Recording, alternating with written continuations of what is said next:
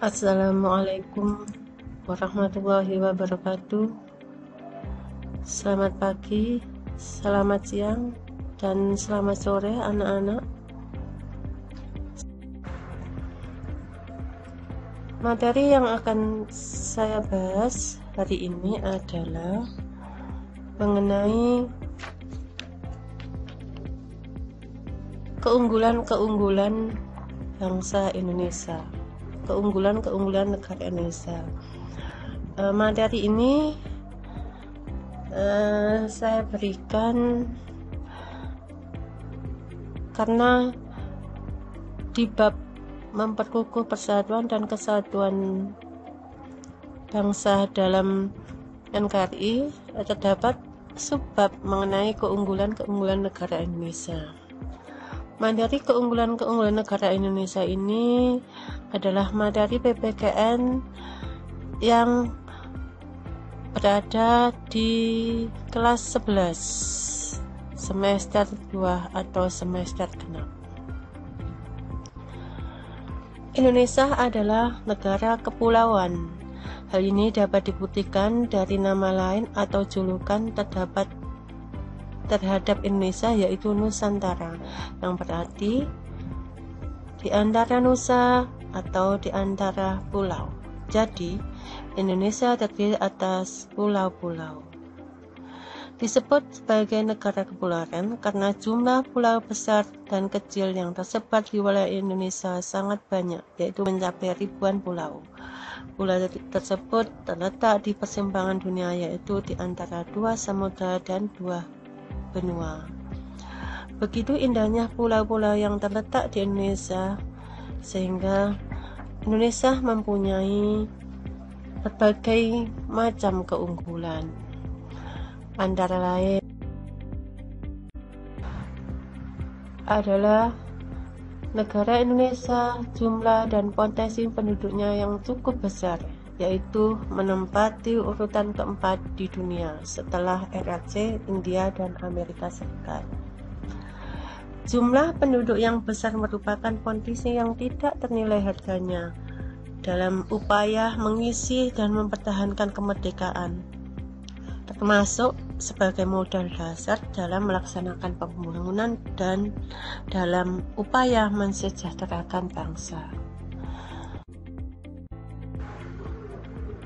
Keunggulan negara Indonesia selanjutnya adalah memiliki keanekaragaman dalam berbagai aspek kehidupan sosial budaya, seperti adat istiadat, agama, kesenian, dan bahasa. Perbedaan atau keanekaragaman tersebut tidak menjadikan bangsa Indonesia bercerai-berai, namun justru merupakan potensi untuk mengembangkan dirinya menjadi bangsa yang besar. Hal ini juga didorong oleh adanya semangat persatuan dan kesatuan, sehingga sekalipun terdapat perbedaan, namun bukan perbedaan yang ditonjolkan, tetapi justru persamaannya.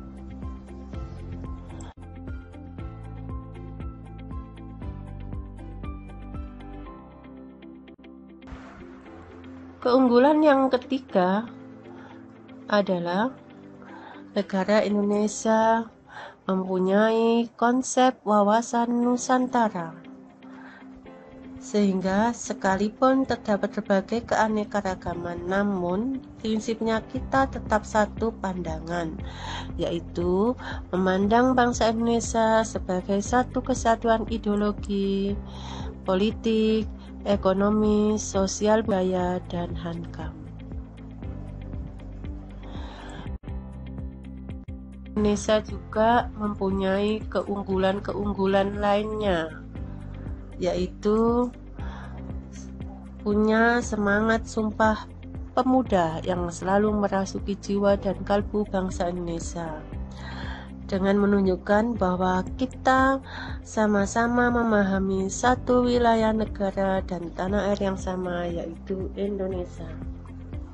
Kita sama-sama merasa berbangsa yang satu, bangsa Indonesia, dan sama-sama menggunakan bahasa yang sama, yaitu bahasa Indonesia, serta memiliki sejarah yang sama, yaitu sejarah Indonesia. Dalam pergaulan yang ditonjolkan adalah bangsa Indonesianya, bukan dari mana asal daerahnya.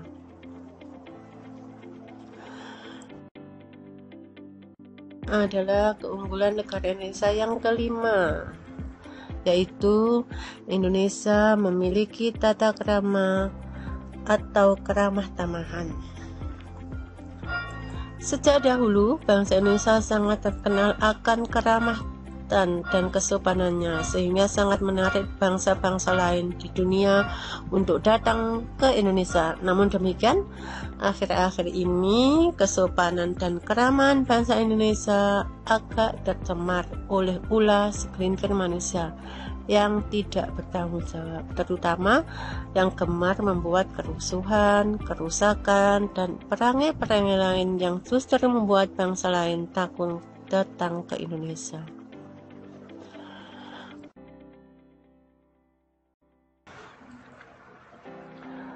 Letak wilayah Indonesia yang strategis, yaitu posisi silang dunia,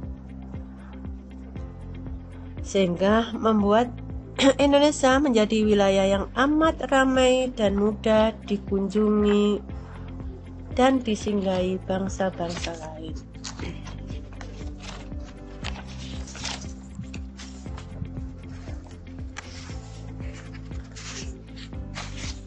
Posisi silang wilayah negara Indonesia ini tidak hanya dilihat dari aspek kewilayahan, tapi juga bisa dilihat dari aspek sosial budaya.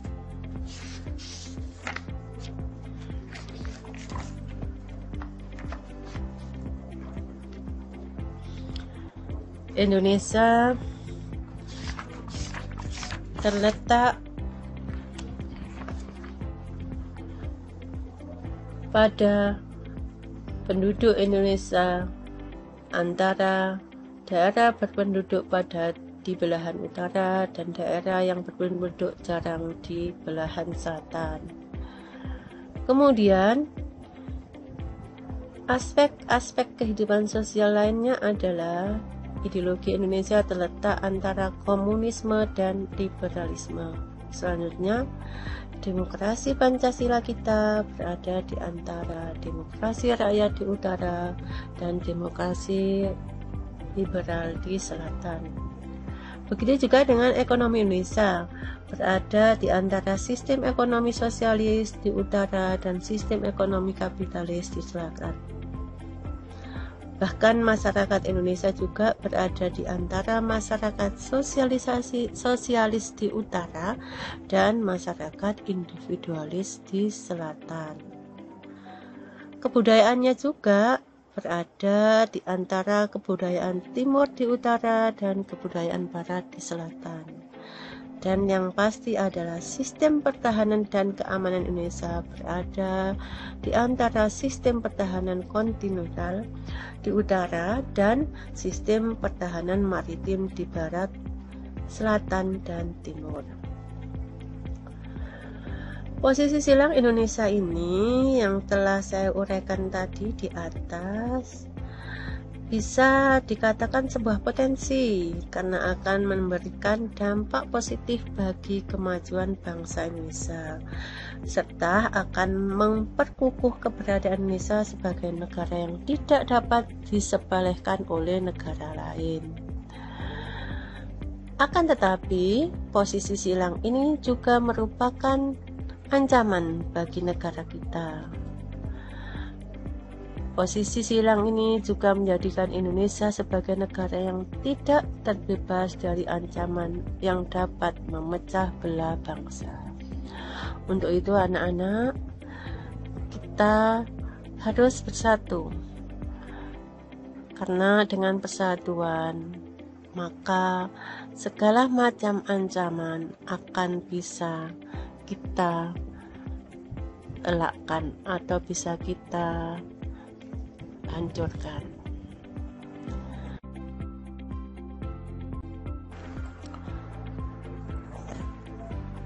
Bahwa negara Indonesia mempunyai keindahan alam yang tidak disangsikan lagi. Seperti di Sumatera ada yang namanya Danau Toba. Kemudian di Bali ada Pantai Kuta, ada Pantai Sanur. Bahkan di Jawa Barat juga ada yang namanya Pantai Pangandaran, Pantai Carita, dan Gunung Tangkuban Perahu. Keanekaragaman flora dan faunanya membuat bangsa Indonesia juga sering dikunjungi oleh bangsa-bangsa lain. Indonesia adalah bahwa negara Indonesia merupakan salah satu keajaiban dunia. Terbukti kita punya Candi Borobudur yang berada di Jawa Tengah. Kemudian ada juga Pulau Komodo. Keajaiban dunia yang kita miliki itu membuat tidak sedikit wisatawan yang datang ke Indonesia untuk menyaksikan keajaiban dunia. Keunggulan negara Indonesia adalah wilayahnya sangat luas, yaitu 5.193.250 km persegi.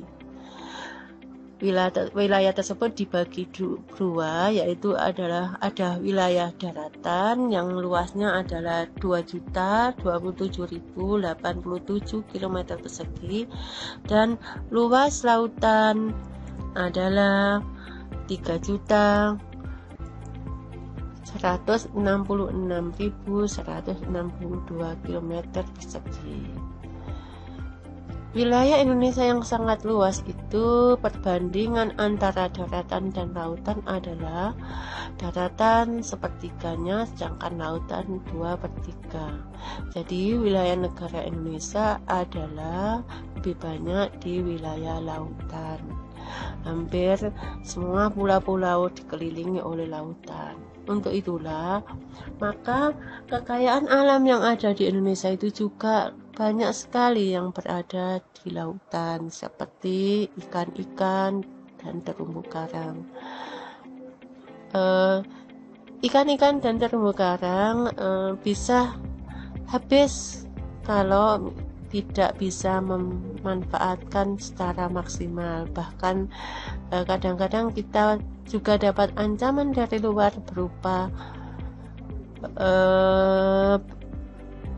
negara lain mau mencuri ikan-ikan yang ada di laut kita. Nah, itu kalau dicuri lama-kelamaan maka akan habis. Untuk itulah kita sebagai anak-anak, sebagai generasi muda harus memanfaatkan wilayah lautan dengan sebaik-baiknya. Jadi kita harus juga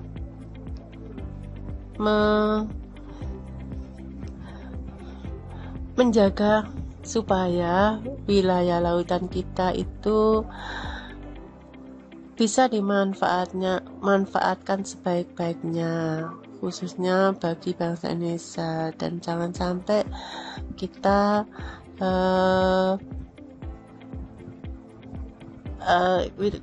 wilayah kita yang ada di lautan, ikan-ikannya diambil oleh pencuri yang berada di wilayah, pencuri yang masuk ke wilayah negara Indonesia.